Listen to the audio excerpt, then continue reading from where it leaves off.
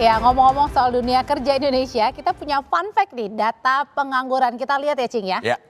Jadi ini berdasarkan data dari BPS atau Badan Pusat Statistik, jumlah pengangguran meningkat sekitar 80.000 orang. Ya. Menjadi 7,28 juta orang per Februari 2025. Nah, ini datanya. Jadi naik nih, Cing, kalau dibandingin tahun lalu. Tahun lalu ya, di periode yang sama 1,11%. Ya, cakep ulasannya. Ya. Berikutnya, Cing. Data BPS jumlah pengangguran di Indonesia 2025 versus jumlah penduduk Jakarta. Nah. Jumlah penduduk Jakarta akhir 2024 10,68 juta orang. Dan Februari 2025 angka pengangguran 7,28 juta Jadi banyak orang. banget dong ya? Ya tapi ini nggak semua di Jakarta. Kalau dibandingin sama Jakarta, masa cuma 3 Iya, juta yang makanya kerja? ya. Enggak, ini perbandingan aja. Ya, dan hampir sama dengan jumlah penduduk Jakarta maksudnya. Pengangguran di Indonesia itu hampir sama dengan jumlah penduduk di Jakarta. Oh gitu ya. Kali ya. Kali. Iya. Oke, berikutnya, Cing. Ya, ini adalah jumlah penduduk negara Singapura 2025 6,1 juta jiwa. Dan kita pengangguran di Februari 2025 7,28 juta orang. Berarti hampir semuanya seperti kayak kalau di Singapura ibaratnya semuanya nganggur. Semuanya ngapain nganggur. belanja? Iya. Jadi jumlah pengangguran kita lebih besar dari jumlah penduduk Singapura. Waduh. Luar biasa memang ya. Ya. Nah, selanjutnya tadi kan kita sudah lihat ya fun fact-nya seperti itu. Nah, setelah ini nih, Cing, kalau tadi kita sebenarnya kan sudah tuh mengumpulkan loker-loker yang kemudian lucu-lucu dari netizen. Maksudnya lowongan kerja ya, loker ini ya. Nah, jadi ada semacam meme gitu ya soal loker nih, Cing. Dan jadi kita lihat ya sebenarnya ini ada apa aja sih yang lucu-lucu begitu ya. Saya boleh Syarat-syarat. Oh, boleh. Ya, Silakan. ya. Tadi kan dibisikin produser. Iya. Coba, Cing. Pemeran hantu. Apa ini? Ini lowongan kerja. Lowongan pekerjaan pemeran hantu. Kualifikasinya? Iya. Pria atau wanita, usia 17 sampai 25 tahun. Berarti bukan di Surabaya. Kalau Surabaya 17 sampai Kota Ringga. Okay. Ya. Berpenampilan menarik. Tinggi badan wanita minimal 155, tinggi badan pria minimal 160 cm. Benefitnya, salary 60.000 per hari. Kali 30 berarti 3 juta ya? Makan siang 1 kali. Nah, ini pemerannya tapi hantu, mau nggak tuh 3 juta?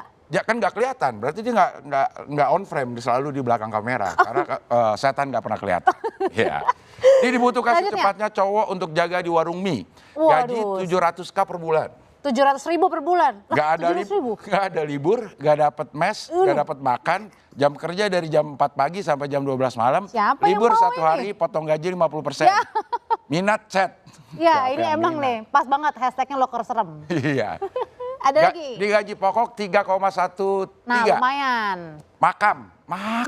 Bukan makan? Makan. Oh, makam. Masa disediain kuburan? Oh iya. Mes karyawan. Oh, iya. Kontrak 1 tahun. BPJS Kesehatan, BPJS Ketenagakerjaan, lemburan normatif, seragam dan lain-lain. Ini pekerjaan masa ada sediain makam? Seragamnya kafan. Ada lagi nggak? Nggak ada. Tapi saya dulu pernah ditawarin kerjaan. Gaji 30 juta per bulan untuk melatih anak-anak berenang. Gede dong. Tapi saya nggak mau karena ibunya ikut. Lah bagus kan kalau ibunya ikut. Ini anak-anak buaya. Oh, jadi ibunya mangap di samping, ngeri juga jadinya. 30 juta ya, iya, tapi mari mikir-mikir. kesini. Oh, marilah kemari. Ya, Oke. Nah, berbicara soal banting setir pekerjaan yang tak sesuai dengan pendidikan atau mungkin pengalaman kerja sebelumnya, dilakoni sejumlah warga demi terus bisa bertahan hidup. Dan berikut ini kami hadirkan kisah mereka yang tak patah arang bertahan dan mencari kesempatan lain demi terus mendapatkan penghasilan.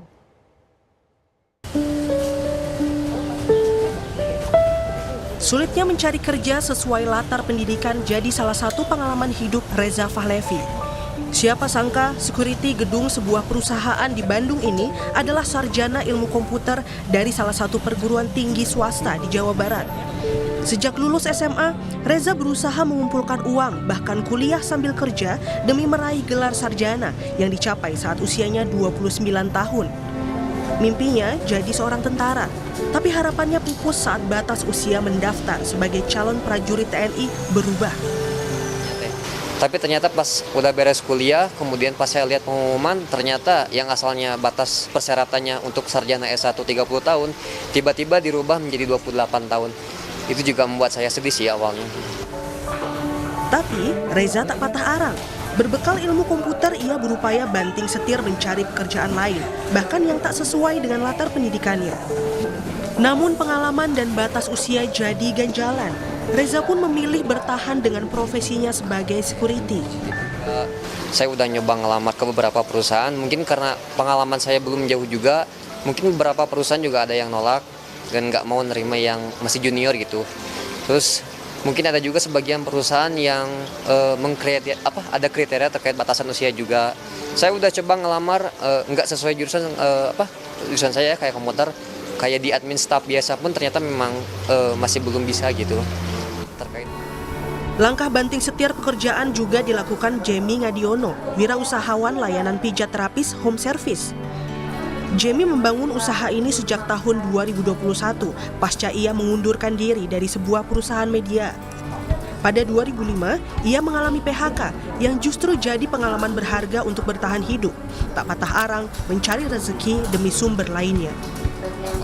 Memang ketika kita pada posisi itu kita merasa bahwa bingung gitu, besok bagaimana, ke depan bagaimana, apalagi umur sudah seperti ini, bagaimana. Usaha Jamie dan istrinya berkembang, tak hanya jasa pijat terapis, tapi juga bisnis percetakan hingga menciptakan lapangan kerja baru. Kini ia telah berhasil merangkul sekitar 300-an karyawan dalam bisnisnya. Akhirnya kita membuat usaha jasa ini merekrut ibu-ibu yang punya keahlian memijat dan kita memberdayakan mereka, memberikan pekerjaan. Ya. Reza Fahlevi dan Jamie Ngadiono jadi potret pekerja yang berusaha beradaptasi di tengah sulitnya lapangan kerja di Indonesia.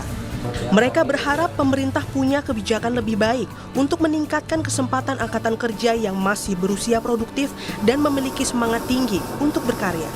Tim Liputan, Kompas TV. Ya memang namanya untuk bertahan hidup, apa aja kita kerjain. Dilakonin. Bahkan tidak sesuai dengan latar belakang pendidikan atau bahkan dengan pengalaman kerja sebelumnya. Iya. Ya udah kita lihat ada Mas Jamie di sini juga yang ini adalah saksi hidup. Karena memang masih hidup kan. Untung bukan saksi nikah. Iya. Ya ada Mas Jamie ini. Mas Jamie ya. Beliau ini sekarang membuka namanya apa? Namanya Berseri Spa. Kita bikin usaha layanan pijat panggilan ke rumah home service bersama istri saya Anessa Lia Tanjung. Jadi kami membuat layanan service dari tahun 2001. Sebelumnya kerja apa? Sebelum saya di public relation di salah satu TV tetangga. Wow. Oh, di TV sebelah yang nggak bisa ditonton. Sebelah doang TV-nya. Kok bisa?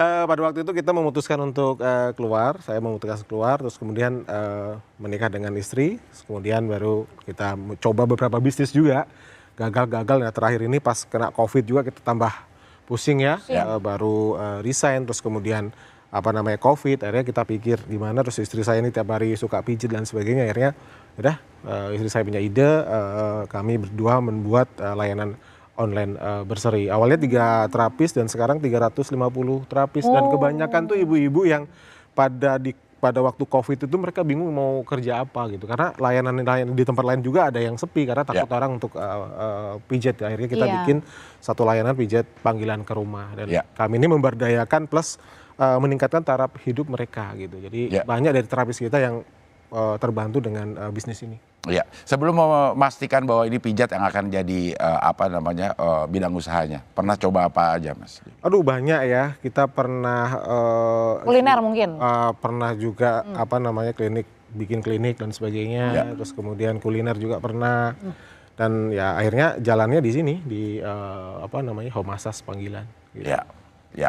Oke, sebenarnya bukan hanya kisahnya dari Mas Jamie aja, tapi juga ada Kang Reza Fahlevi, adalah security gedung sebuah perusahaan di Bandung yang sudah bergabung bersama kami. Kemudian juga ada Direktur Eksekutif Indef, ada Mbak Esther Sri Astuti. Malam Mbak Esther, malam juga Mas Kang Reza. Kang Reza, Mbak Esther, selamat malam. Mbak Audrey. Selamat malam, Mbak.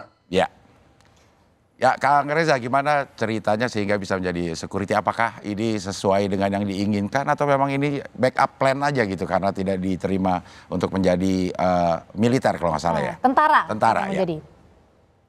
Sebenarnya terima kasih Mas Abdel sama Mbak. Saya rasa ini kan kayak backup plan dulu daripada saya belum kerja gitu. Saya Ya, juga kan baru lulus tahun 2024, tengah tahun kemarin. ya, Jadi eh, saya rasa selama pekerjaan yang saya lakuin halal, terus orang tua juga setuju juga, saya nggak apa-apa sih gitu. Hmm, Tapi saya tetap sambil nyari juga pekerjaan sesuai dengan bidang sekolah yang waktu saya pelajari di waktu kuliah dulu. ya. Udah berapa lama jadi security, Kang Reza?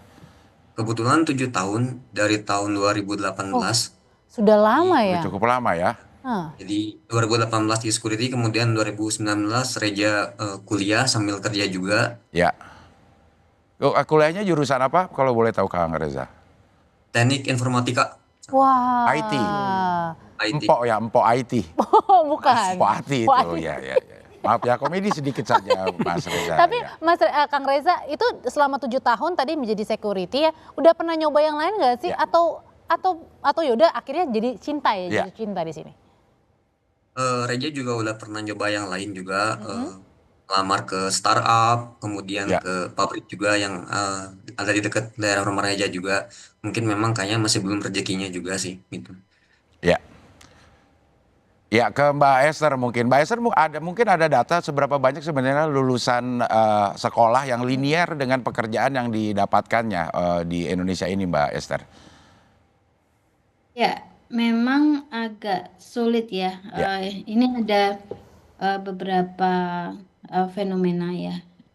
Terjadinya pengangguran itu terjadi karena pertama adalah mismatch ya antara pekerjaan yang diinginkan dengan latar belakang pendidikan. Ya.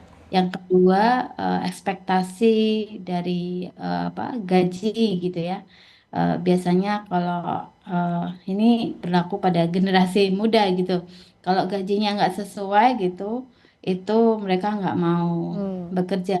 Lebih memilih misalnya by remote gitu kan. Ya. Nah, yang ketiga ya memang sekarang gelombang PHK ini masih banyak dan lapangan pekerjaan itu relatif lebih kecil. Nah, ini fenomena kenapa kita terjadi pengangguran gitu, Mas Adril. Ya. Oke, tapi kemudian juga kalau misalnya banyak sebenarnya yang tadi cerita dari Kang Reza, misalnya salah satunya IT, sarjananya tapi kemudian menjadi security. Nah, ini fenomena seperti apa? Apakah karena ya sudahlah yang penting saya ada kerjaan atau memang tidak ada pilihan lagi sekarang, sulit mendapatkan pilihan itu, Mbak Esther? Iya, benar Mbak Audrey.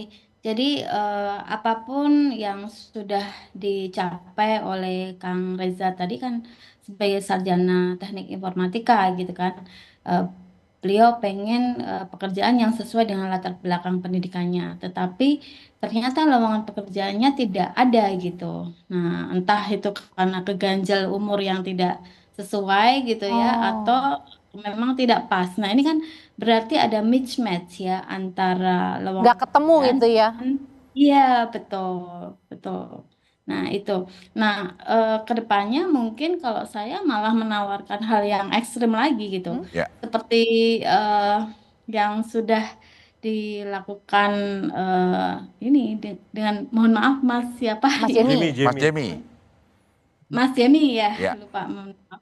Mas Jemi, beliau tadinya banting setir ya dari karyawan dari suatu TV. perusahaan media gitu, kemudian eh, banting setir menjadi wirausahawan. Tetapi kan tidak hanya mungkin 1 dari 1.000 orang yang berhasil ya, Ya, seperti Mas Jemi ini gitu. Pasti ada jatuh bangun ya. betul. Terus kemudian terkendala oleh modal. Nah, bagaimana dengan marketnya dan seterusnya kan itu usaha pasti eh, menghadapi satu barrier yang Hmm. banyak. Kalau sekarang kita lihat, oh terapisnya 150, tapi bagaimana dari 3 orang terapis menjadi 150 itu luar biasa itu pasti 350. perjuangannya gitu. Ya. Oke. Baik ke Mas Jamie lagi sekarang. Sekarang sudah ada sekitar 300-an terapis. Itu tersebar di berapa daerah? Di Jabodetabek, terus ada di Jogja, di Semarang, Surabaya. Nah itu gimana cara rekrutmennya tuh? Kalau memang ada di tempat yang jauh? Ya tentu kita membuka lowongan dan kita datang ke sana juga untuk melakukan. Oke, datang juga jadi ya? Datang ke sana dan saya dan istri itu kalau ada lowong yang melamar 30 ya kami tes satu-satu pijatnya. Jadi satu hari bisa dipijit. Saya boleh ikut nggak? Boleh. Saya boleh ikut Enak nggak? juga ya, Dites aja lah. Saya terpikir juga usaha pijat ya, karena sehari bisa 30 orang. Iya. Pijit bukannya enak malah capek. Oh capek. Iya. Jadi seperti itu kita memang kita cari, karena ini kan di layanan jasa ya, kami harus menemukan orang yang tepat, karyawan yang tepat, karena ya kami bisa bertahan dengan pelayanan jasa yang baik. Makanya benar-benar kita seleksi untuk para terapis. Nah balik lagi soal PHK ini, banyak juga yang terapis-terapis yang melamar itu karena dia kerja di tempat lain, nggak ada pekerjaan lagi, udah berumur, terus akhirnya ya tapi dia punya kedua belah tangan yang bisa pijat enak, ya akhirnya kita terima dan ternyata di situ dia mendapatkan gaji yang lebih dari pekerjaan sebelumnya gitu. Oke. Nah, tapi kan kalau misalnya nih sekarang kan lagi menghadapi PHK di mana-mana, susahnya cari kerja, otomatis kan untuk mengeluarkan sesuatu juga kita berpikir lagi ya. Apakah ini berdampak sebenarnya juga pada usaha pijat yang sebenarnya kan ini bukan primer ya sebenarnya, bukan kebutuhan yang utama? Ya mungkin kalau berdampak nggak begitu ya.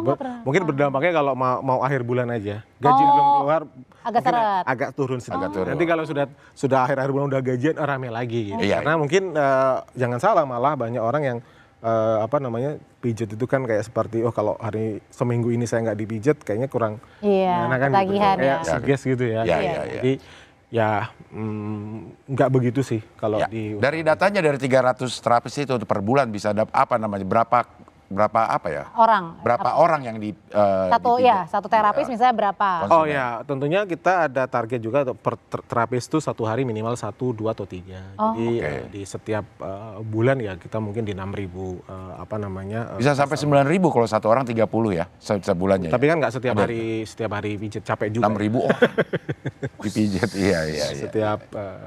Setiap bulan ya. Banyak banget ya. Ya. Kang Jamie juga mungkin bisa kasih apa sih sebenarnya kalau ada orang yang ingin banting setir, apa yang harus yang pertama memang kalau kita memulai itu kan susah ya. Ini kan bukan usaha kami yang pertama langsung sukses, enggak. Udah keberapa Mas baru akhirnya sukses? Banyak ya, mungkin ada 2 atau 3 kali. Dan ketika kita mau melakukan itu, support dari keluarga terutama istri itu penting banget. Kan ketika ya tahulah rasanya mungkin kita kena layoff, kita di PHK, kepala masih pusing, duit tinggal di tangan berapa, dan datang istri tidak menyupport, apalagi malah gimana besok apa semua malah bubar itu semua. Nanti larinya malah yang ngeslot repot kita ya kan, habis duitnya. Nah tapi dengan dorongan istri, keluarga tentunya ya kita harus sama-sama membangun bisnis ini dengan baik. Nah, dengan kunci kebersamaan itu saya rasa kita bisa memulai usaha yang baru. Tapi tetap harus ulet juga, gitu ya, dan kreatif tentunya. Setelah ini saya juga mau nanya nih sama Kang Reza lagi. Kang Reza sudah 7 tahun kurang lebih menjadi security. Nah, masih nggak ada keinginan untuk mungkin melompat ke sesuatu hal yang baru, atau tadi lagi-lagi wah ini karena batasan usia ya udahlah akhirnya yaudah pasrah aja dengan apa yang ada. Nanti ya setelah ini Kang Reza akan menjawabnya, tetap bersama kami.